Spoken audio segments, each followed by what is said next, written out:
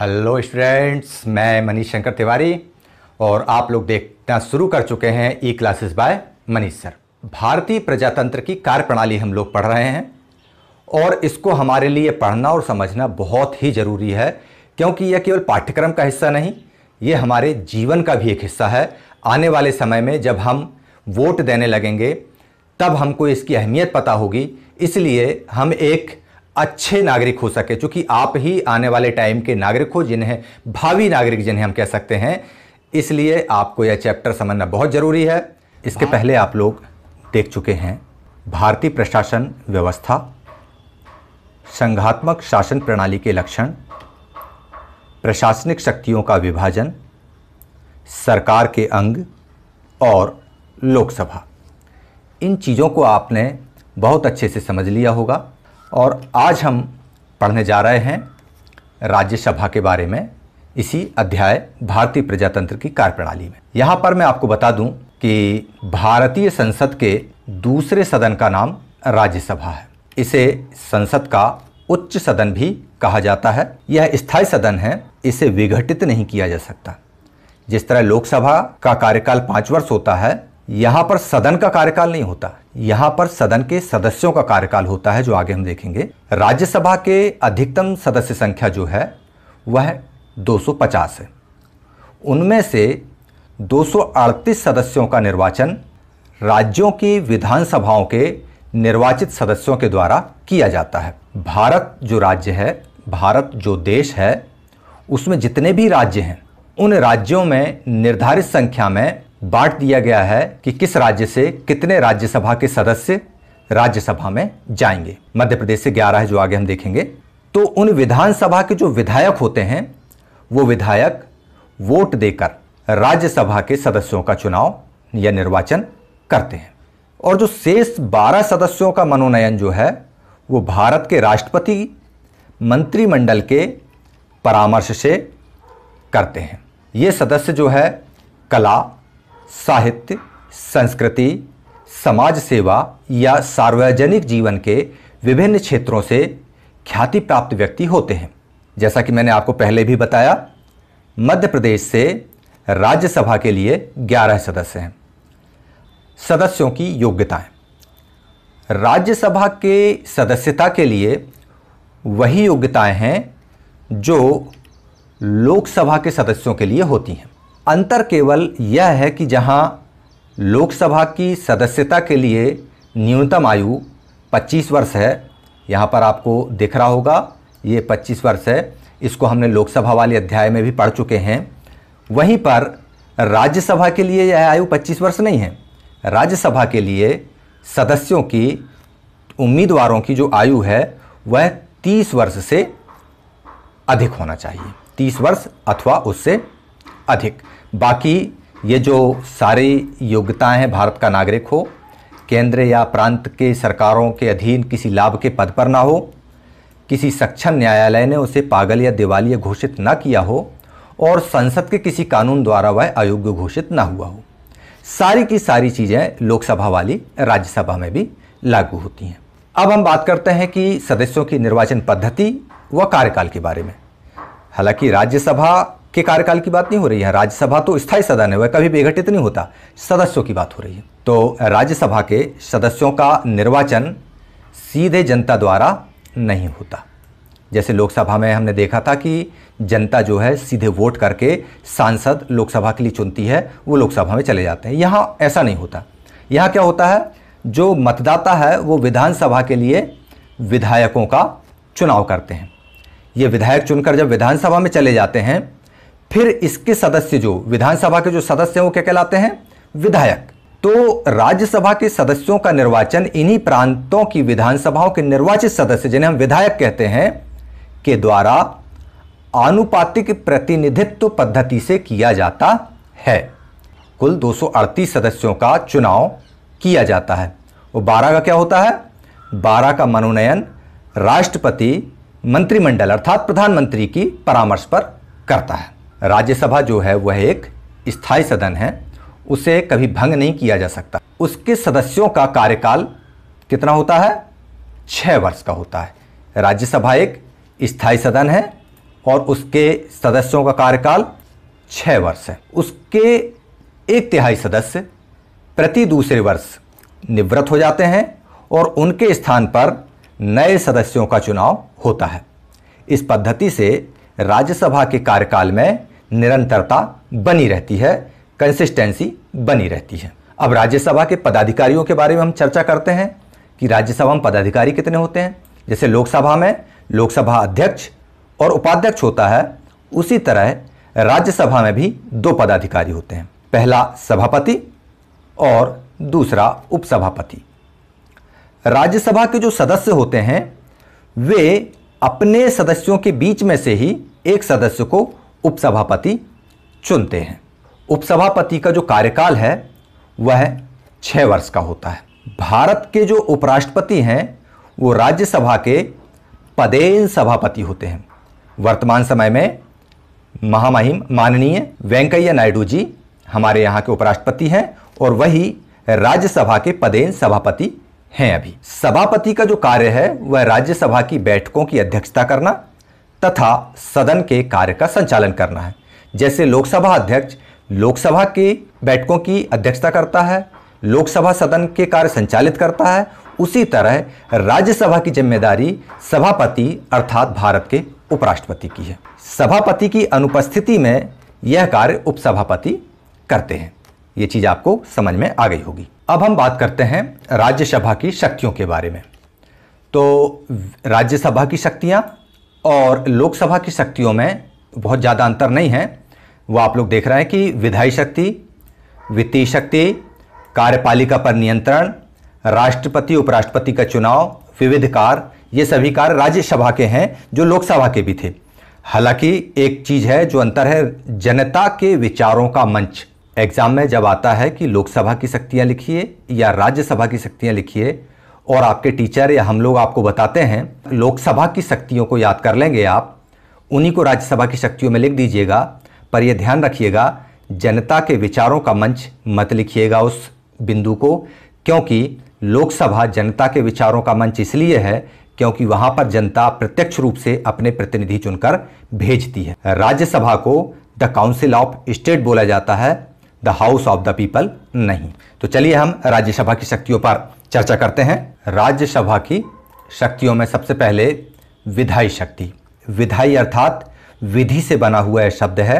विधि अर्थात कानून, कानून बनाने की शक्ति।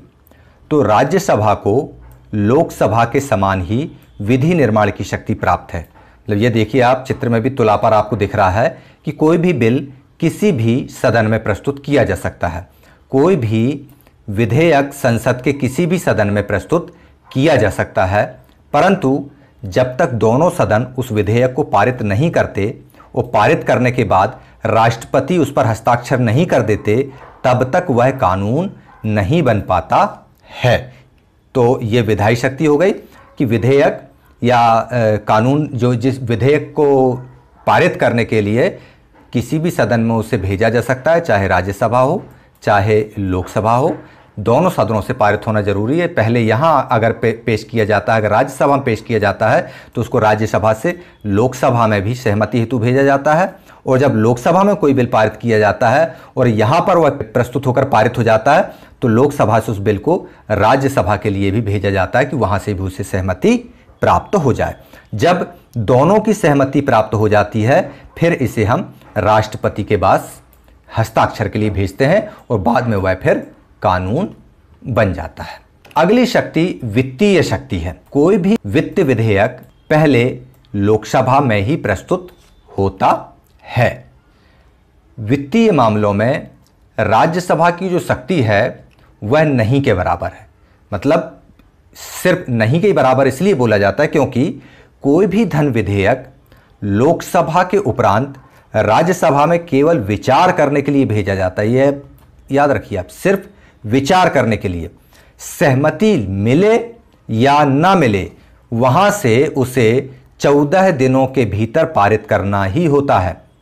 14 दिनों के भीतर धन विधेयक या वित्त विधेयक या धन संबंधी मामलों को राज्यसभा पारित करके अपनी सहमति देकर लोकसभा को रिटर्न कर देती है।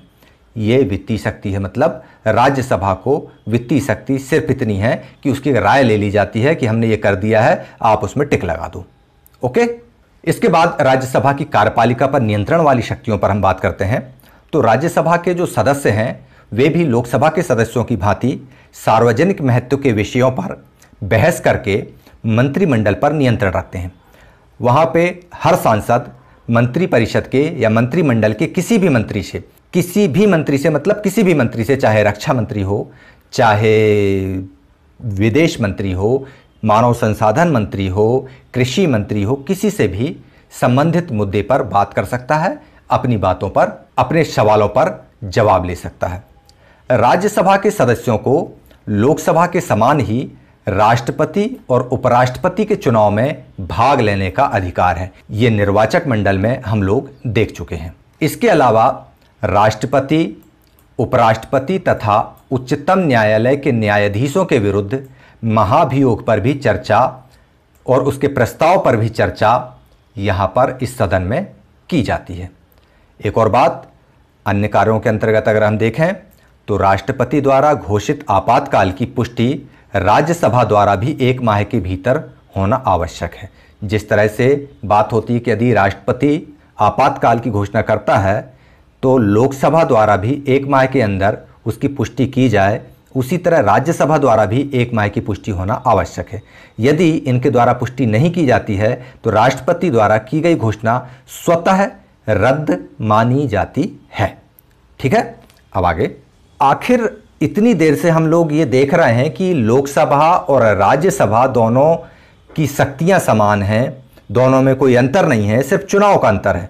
लोकसभा में हम डायरेक्ट वोट देके अपने सांसद भेजते हैं, राज्यसभा में जिन विधायकों को हम चुनते हैं वो विधायक राज्यसभा के सांसद को चुनते हैं। तो आखिर राज्यसभा के ऐसे कौन से अधिकार हैं जो लोकसभा को प्राप्त नहीं है? तो हम उन्हीं 2 अधिकारों पर अभी बात करते हैं। पहला, राज्यसभा 1/3 बहुमत से राज्य सूची के, ध्यान रखिए राज्य सूची, संघीय सूची हमने पढ़े हैं, 97 संघीय सूची, 62 राज्य सूची के विषय जिनमें हमने कृषि, न्याय, पुलिस और स्वास्थ्य, शिक्षा इत्यादि के बारे में देखा था, वो राज्य सूची के विषय थे। उनमें से किसी भी विषय को राष्ट्रीय महत्व का घोषित कर सकता है। कौन कर सकता है? राज्यसभा। ऐसी अवस्था में उस राज्य सूची के विषय पर संसद को कानून बनाने का अधिकार मिल जाता है। इसके पहले हम लोगों ने क्या देखा था, याद कीजिए कि 3 प्रकार की सूचियां हैं। संघीय सूची जिसमें संघ सरकार उनके विषयों पर कानून बनाती है। दूसरा, राज्य सूची जिस पर राज्य सरकार उसमें दिए गए विषयों पर कानून बनाती है। तीसरा, समवर्ती सूची जिस पर राज्य और केंद्र दोनों कानून बना सकते हैं, लेकिन केंद्र का कानून को प्राथमिकता होती है। इन सबसे कोई चीज रह जाती तो वो अवशिष्ट शक्ति। तो यहां पर हम बात कर रहे हैं राज्य सूची की। तो वो जो राज्य सूची है उसके विषय पर अगर केंद्र चाहे तो कानून बना सकता है, लेकिन उसके लिए कब बना सकता है? जब राज्यसभा से 1/3 बहुमत के द्वारा राज्य सूची का कोई भी विषय, चाहे शिक्षा हो, स्वास्थ्य हो, न्याय हो, पुलिस हो, खेती हो, इनमें से किसी भी एक विषय पर राष्ट्रीय महत्व घोषित कर दे कि यह विषय राष्ट्रीय महत्व का है, और उस अवस्था में वह विषय जो है राज्य सूची से निकलकर केंद्र सूची के अंतर्गत हो जाता है, और तब संसद को अधिकार मिल जाता है कि वह उस विषय पर कानून बनाए। ठीक है ना। दूसरा जो है, राज्यसभा में उपस्थित और मत देने वाले सदस्यों में से कम 2/3 बहुमत से राष्ट्रीय हित में अखिल भारतीय सेवाओं, IAS, IPS, कलेक्टर, पुलिस अधीक्षक, जिलाधीश इत्यादि की सेवाओं के गठन का प्रस्ताव पारित कर सकती है। सैद्धांतिक दृष्टि से भारतीय संसद के दोनों सदनों की शक्तियां बराबर प्रतीत होती हैं। जैसा कि मैंने आपको बताया कि दोनों एक जैसे लगते हैं, परंतु व्यवहार में लोकसभा अधिक शक्तिशाली होती है। क्यों शक्तिशाली है? क्योंकि मंत्रिमंडल लोकसभा के प्रति उत्तरदायी होता है। क्यों उत्तरदायी होता है? क्योंकि लोकसभा के जो सदस्य हैं 543, उनको जनता, जो 18 वर्ष से अधिक के नागरिक हैं भारत देश के, वो वोट डालकर चुनाव करते हैं, प्रत्यक्ष रूप से सीधे प्रतिनिधि भेजते हैं। राज्यसभा में प्रतिनिधियों के प्रतिनिधि बैठते हैं। इसके बाद दूसरा, वित्त विधेयकों के मामले में लोकसभा पावरफुल है, शक्तिशाली है। यहां पर वित्त विधेयकों की प्रस्तुति की जाती है। मंत्रिमंडल, जैसा कि आप चित्र में देख रहे हैं, लोकसभा के प्रति उत्तरदायी होता है और यहां पर देख रहे हैं कि धन विधेयक या वित्त विधेयक लोकसभा में प्रस्तुत किया जाता है। ये दो वजह हैं कि राज्यसभा से लोकसभा का पलड़ा जो है वो भारी दिखाई देता है। ठीक है, तो आप लोगों की समझ में अब लोकसभा पिछले वीडियो में और इस वीडियो में राज्यसभा बहुत अच्छे से समझ में आ गई होगी। फिर भी यदि कोई डाउट रहता है तो आप अपने क्लास टीचर से जरूर बात कीजिए, अपने ग्रुप्स में शेयर कीजिए, अन्य बच्चों के साथ में इस संबंध में चर्चा कीजिए कि राज्यसभा क्या होती है, लोकसभा क्या होती है। और फिर भी कोई कंफ्यूजन रहता है तो कमेंट बॉक्स में जरूर लिखिए।